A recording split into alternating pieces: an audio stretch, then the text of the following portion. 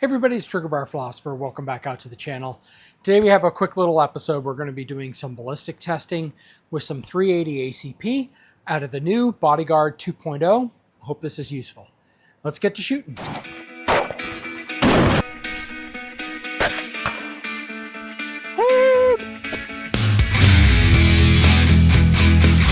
Okay, so what are we going to be talking about today? We're going to be talking about the new Bodyguard 2.0. As you can see, there's no mag in.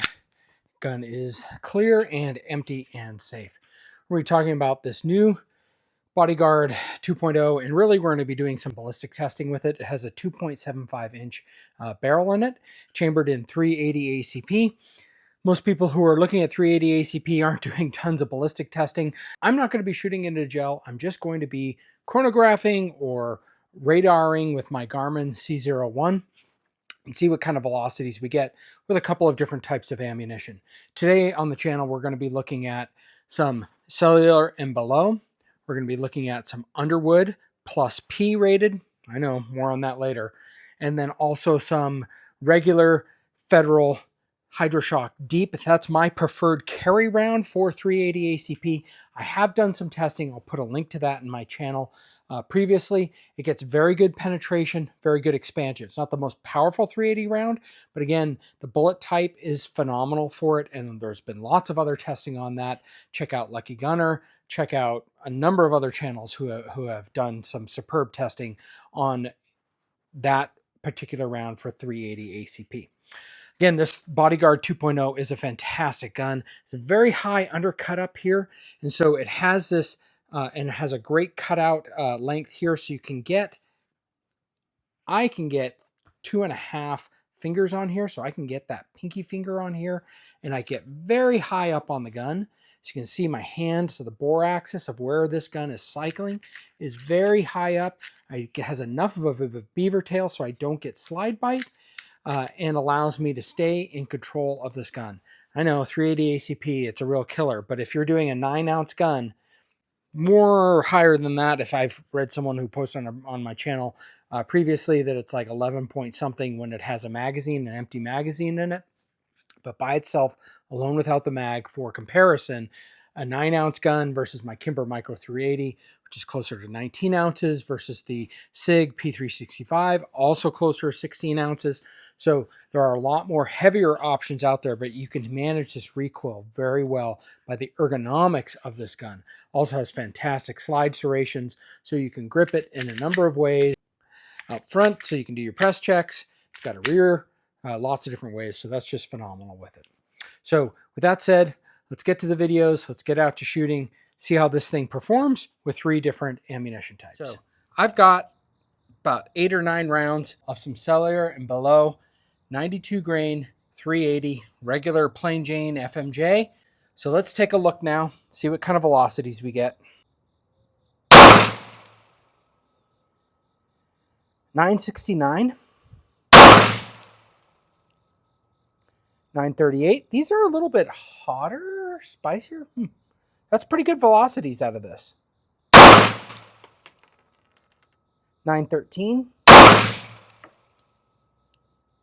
943. 954. 944.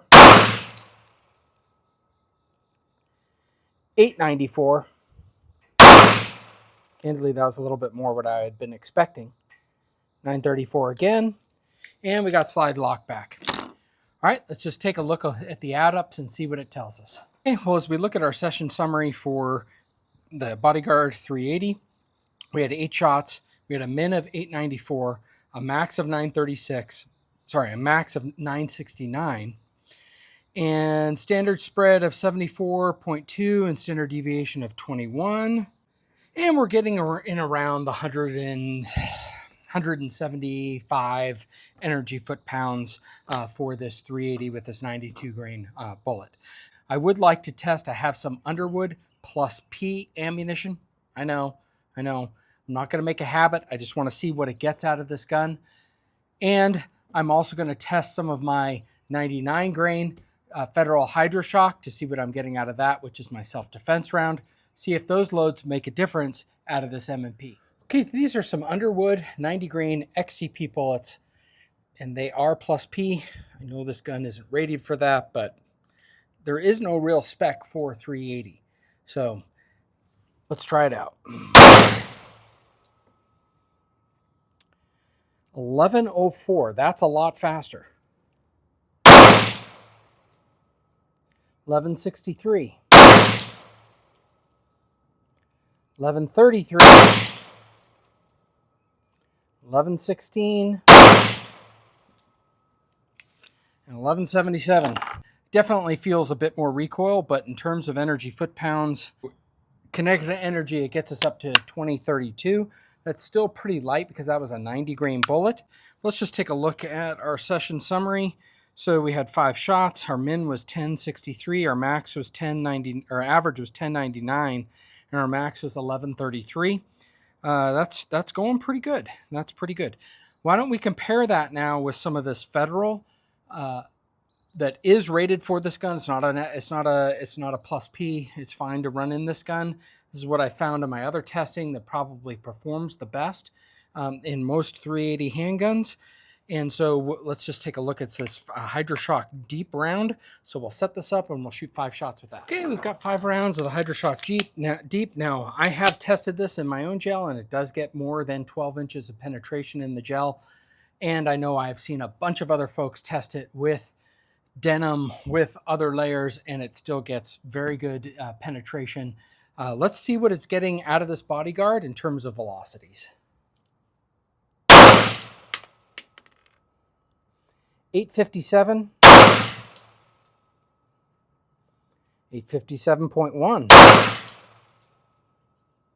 845.9, 874, and 859. So we saw even a decrease from what we were getting out of that MagTech ammo. But again, these bullets, they expand well, they penetrate very deep. The design of the bullets as well is very good. So I would still probably say stay with that. Our min was 845, our max was 874. The kinetic energy of this one round at 859 was 162.